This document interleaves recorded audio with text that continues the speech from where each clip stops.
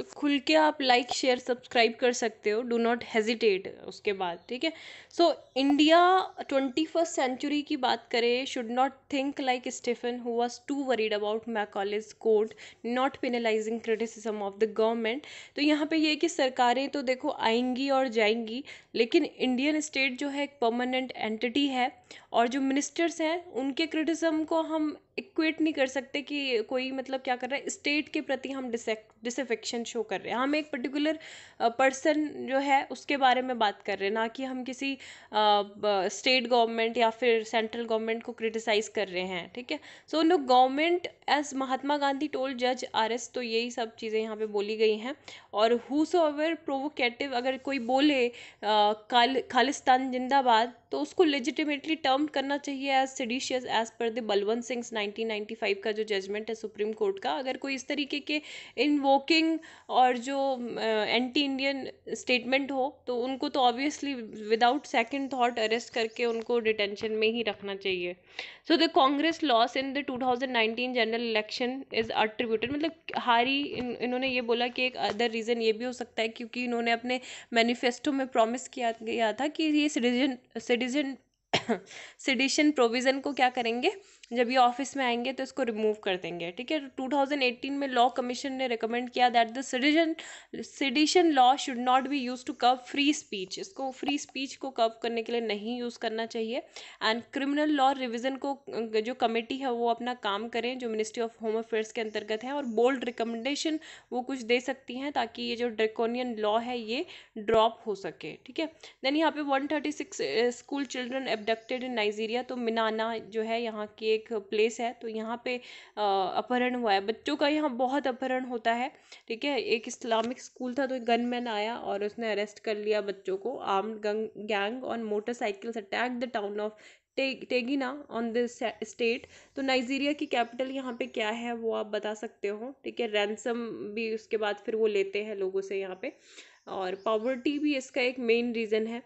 Then यहाँ पे जो नेक्स्ट है एक्सप्लेन सेक्शन में, तो ये भी सब यही सब चीज़ें आई हुई हैं, केदारनाथ सेडिशन रूलिंग, है ना। तो यही आप देख सकते हो, एक बार हमने ऑलरेडी डिस्कस कर लिए हैं काफ़ी सारी चीज़ें कि जो दुआ है, तो उन्होंने प्राइम मिनिस्टर मोदी को और सेंटर को क्रिटिसाइज़ किया था कि कोविड केसेस और जो माइग्रेंट क्राइसिस है वो ठीक तरीके से हैंडल नहीं कर पा रहे हैं। फिर जो अजय श्याम बीजेपी के लीडर है उनके अगेंस्ट उन्होंने सेडिशन का केस फाइल कर दिया। फिर 124A जो है आईपीसी का, वो पेनलाइज करता है सेडिशन एज पनिशेबल, तो उनको इम्प्रिजनमेंट हो सकती है या फिर 3 साल या फिर लाइफ टाइम की सज़ा और फाइन, दोनों चीज़ें हो सकती हैं। फिर हिमाचल प्रदेश की जो गवर्नमेंट है, जो उनकी तरफ से जो रिप्रेजेंट किया सॉलिसिटर जनरल तुषार मेहता, तो उन्होंने सुप्रीम कोर्ट में आर्ग्यू किया कि Dua had attempted to spread misinformation, इन्होंने स्प्रेड की है और इनकरेक्ट इन्फॉर्मेशन दी है, जिससे जनरल पब्लिक के बीच में एक परसेप्शन बनता है, पैनिक क्रिएट होता है। जैसे अगर हम मतलब जैसे कोई भी स्टेटमेंट है, किसी ने बोली कि सम पीपल फियर दैट, मतलब लॉकडाउन के बाद क्या हो जाएगा, भूखमरी, तो भूखमरी होगी तो क्या होगा, खाने के लिए दंगे होंगे, है ना, फूड नहीं होगा, तो without any basis had clear potential, तो इससे क्या होगा, एक पैनिक स्प्रेड होगा और लोग क्या होंगे, फिर यहाँ पे वायलेंस भी इरप्ट हो सकता है। तो centre, both the state and center argued against questioning the FIR because the state wanted to investigate whether such statements were deliberate or unintended or an innocent assertion, ठीक है। तो यहाँ पे ऑलरेडी हमने डिस्कस कर लिया कि क्या बोला है और गाइडलाइंस मेनली क्या है केदारनाथ सिंह की इंडियन पेनल कोड 124 का, कि जो भी बाय वर्ड्स, इधर अगर आपने चाहे वो बोला है या फिर आपने लिखा है या फिर आपने जेस्चर साइंस है या फिर एनी विजिबल रिप्रेजेंटेशन अगर है, or otherwise brings or attempt to bring into hatred or contempt or excites or attempts to excite disaffection towards the government established by law shall be punished, तो उसको imprisoned किया जाएगा for life or to which fine may be added, और imprisonment के साथ ये 3 साल के लिए एक्सटेंड भी हो सकता है और ये लाइफ टाइम भी रह सकता है। 7 प्रिंसिपल जो हैं केदारनाथ सिंह के रूलिंग के, specified situation in which the charge of sedition can not be apply. तो केदारनाथ सिंह की यहाँ पे गाइडलाइंस जो रूलिंग आई थी, यहाँ पे आपको ये 7 जो है प्रिंसिपल्स, इनको ध्यान में रखना बहुत ज़रूरी है। नेक्स्ट जो इम्पॉर्टेंट है that is model tenancy act. ठीक है, तो टेनेंसी एक्ट क्या है मेनली, ये एक्ट जो था अभी ये न्यूज़ में इसलिए है क्योंकि 2019 में इसको ड्राफ्ट किया गया था by the union cabinet, and Wednesday में इसको मॉडल टेनेंसी एक्ट को एमटीए को अप्रूव किया गया है। Stream line of renting property in India and let the rent economy in the state sector. तो 2011 को जो सेंसस हुआ था, ठीक है, 2011 का सेंसस, तो उस टाइम पे बहुत सारे 1 करोड़ से ज़्यादा ऐसे हाउसेस थे, ठीक है, जो क्या थे, वेकेंट थे। ठीक है, वेकेंट थे इन अर्बन एरियाज। और यहाँ पे एग्जिस्टिंग जो रेंट कंट्रोल लॉज थे ये भी रिस्ट्रिक्टिंग कर रहे थे रेंटल हाउसिंग की ग्रोथ को, और डिस्करेज कर रहे थे ओनर्स को कि वो अपना जो हाउस है वेकेंट वो किसी को दें या ना दें। So one of the potential measure ये था कि अनलॉक करना इन वेकेंट हाउसेस को, to bringing transparency and accountability in existing system of renting of premises and to balance the interest of both the property on owner के भी and tenants के भी judicious manner में करें। अभी जो न्यू एक्ट है piloted by the ministry of housing and urban affairs, किसके द्वारा किया गया है, ministry of housing and urban affairs. तो यहाँ पे स्टेट्स भी अडॉप्ट कर सकते हैं the act at it is with fresh legislation. ठीक है, क्योंकि ये स्टेट के सब्जेक्ट में है and they can amend according to their need. So their existing rent acts to factor in the new MTA. और गवर्नमेंट ने ये कहना है कि एक तरीके से फॉर्मलाइज करेगा जो रेंटल हाउसिंग का मार्केट है उसको, वेकेंट प्रॉपर्टीज़ को अनलॉक करेगा, इंक्रीज करेगा रेंटल यील्ड्स को, एंड ईज रिमूव एक्सप्लोटिव जो प्रैक्टिसेस होती हैं, रिड्यूस प्रोसीजरल बैरियर्स होते हैं इन रजिस्ट्रेशंस, तो उसको भी हटाएगा एंड ट्रांसपेरेंसी और डिसिप्लिन को और ज़्यादा इंक्रीज करेगा। ठीक है, तो हाउ इट वाज कंसीव, तो हाउसिंग जो है फॉर ऑल, ये 2015 से स्टार्ट हो रहा है ना, 2022 तक के लिए सबके लिए घर मिशन जो है प्रधानमंत्री आवास योजना अर्बन का है ना, तो ये लॉन्च हुआ था। सो इट वाज डिसाइडेड कि 20% जो 2 करोड़ हाउसेज होंगे वो क्रिएटेड होंगे, should be exclusively for rent. जो दूसरे जगहों से रहने के लिए आ रहे हैं दूसरी जगह पे, तो एक्सक्लूसिवली उनके लिए होंगे। तो डिसीजन जो था 2013 की रिपोर्ट पे बेस्ड था, rental housing task force for rental housing, और अफोर्डेबल रेंटल हाउसिंग की बात की गई थी।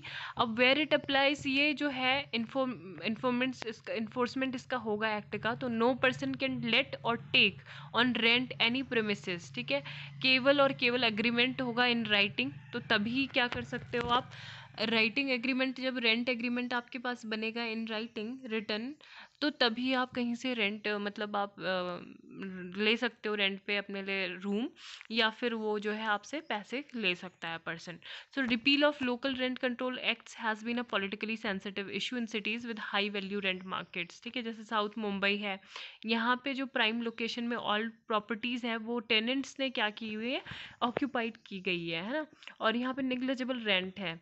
तो मॉडल एक्ट जो है has been in the making since 2015.